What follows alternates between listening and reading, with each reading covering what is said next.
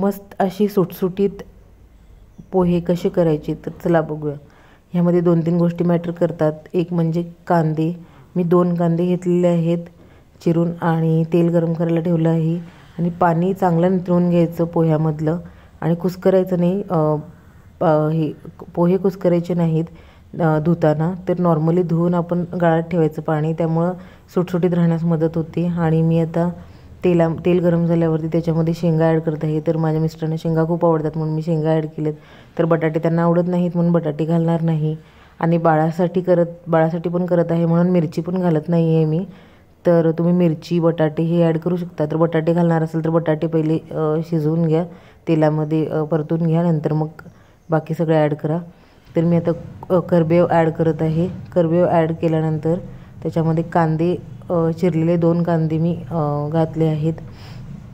आणि एक सांगायचं म्हणजे शेंगा तळून घेताना मी मीठ थोडं टाकलं आहे, म्हणजे शेंगाला ते मीठ चांगलं लागेल आणि त्याला चव येईल म्हणून.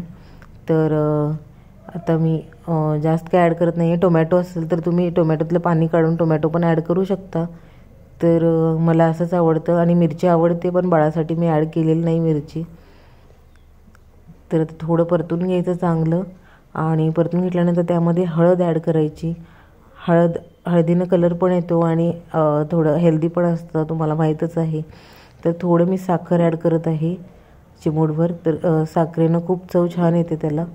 नंतर मी त्याच्यामध्ये निथळलेले पोहे सगळे घालत आहे आणि त्याच्यावरती आधी आपण मीठ चवीनुसार घालून घ्यायचं, म्हणजे ढवळताना मग सगळीकडे लागतं.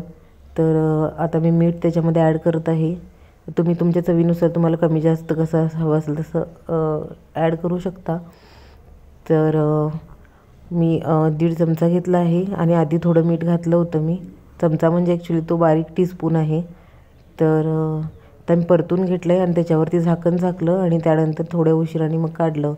तर असे पोहे झाले. तुम्हाला कसे वाटले मला कमेंटमध्ये नक्की सांगा.